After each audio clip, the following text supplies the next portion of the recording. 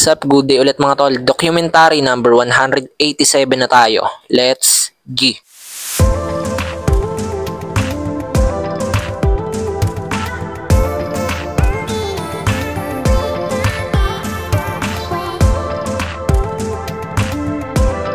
Yan, uuwi na ng Batangas yung mga relatives ni Gretich. Happy trip po sa inyong lahat at ingat sa biyahe.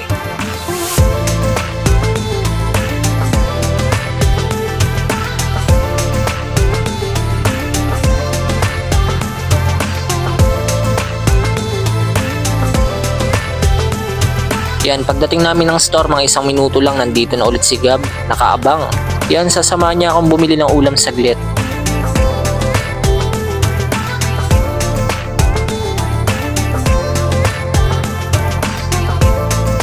Fried chicken pala yung bibili naming ulam mga tol, kaso sarado tong binibilan namin lagi. Kaya dito naman kami sa kabila, sa Godaka.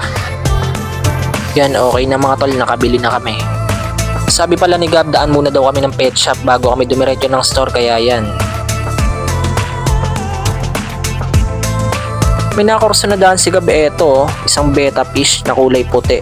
Akala niya budget meal lang po siya. Nung tinanong namin, pang show pala to, tigpo 400 something.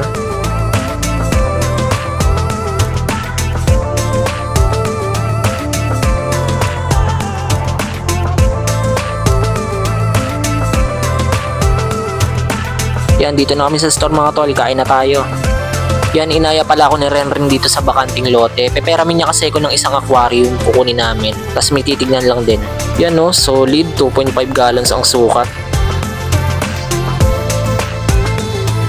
Pagtingin namin sa isang aquarium, eto patay na isang beta fish niya. Last pa naman na to, nag-iisa. Nabilad daw maghapon. Pagdating namin ng store, nandito na pala sila Bunene na ihatid na nila yung mga relatives ni Gretich. Ay, nandito pa pala si Kuya Dale tapos si Tito Dode. Kukunin lang nila na iwan nilang gamit sa bahay tapos didiretso na sila ng Batangas. Eto maya-maya lang, biglang dumating si Tintin tsaka yung tropa niya. Yan no. Yan, may bibili lang kaming 3 nila ate, kaya ang nangyari, iniwan lang muna namin sila Tintin. Sila muna yung magbabantay ng store saglit. Yan, nagpagas lang muna kami dito, baka kasi maubusan na kami ng gas. Yo, dito pala kami pumunta sa bilihan ng kahoy. Magkakarpintero kami for today's video.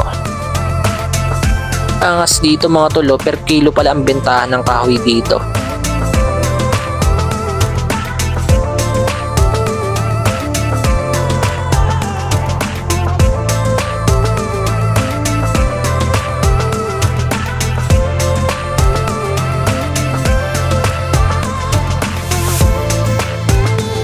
Yan mga tol, pagdating namin ng store, simulan na agad namin syempre kasi hapon na para hindi kami ganong gabihin.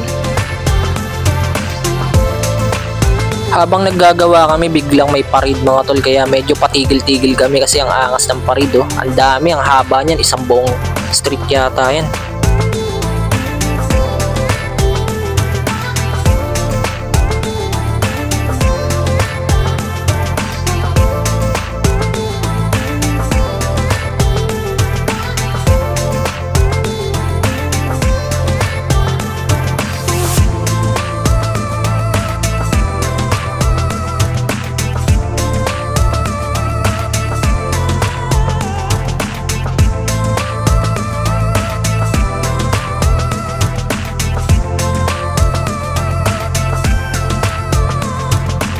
Sa part na to mga tol, isang frame na yung nabuo namin. Bali isang frame na lang yung gagawin namin, tapos patungan na lang. Ayan o, lupit maglagari ni Renren, sanay na sanay. Anyway mga tol, hindi ko nasasabihin kung ano yung gagawin namin, basta eto yun. Check this out, tignan nyo kung anong ilalagay namin dyan. Nga pala, first time ko gumawa ng ganyang patungan, buti na lang nandito si Renren. Ayan, kumakain na siya, nagutom. Okay, let's see. Ayan na, damn, patungan pala ng isda mga tol. May dadagdag pa kami dyan, hindi pa tapos yan. Yan, after nun, uwi na ako ng bahay para maligo. Ayan, sabay-sabay na kami. Ayan sila Tintin. Yan, ginabi na nandating si Gab, kaya natatawa si Renren. Hindi na kasi nakabackup si Gab sa paggagawa namin kanina. Pero okay lang yun. Hinatid ko muna si Renren malapit sa bahay nila bago kami dumiretso ng bahay nila Tintin.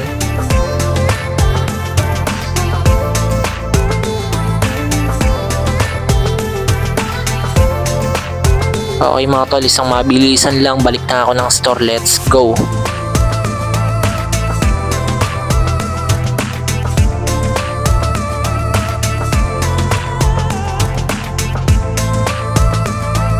Yan mga tol, kain muna tayo. Itlog yung ulam namin, oh, solid. Pag uwi namin ng bahay, eto, sabik na sabik si madam, oh. Hanggang dito na lang yung video mga tol. Maraming salamat palagi at sa itaas. And yung YouTube channel ko, alam nyo na. Peace out.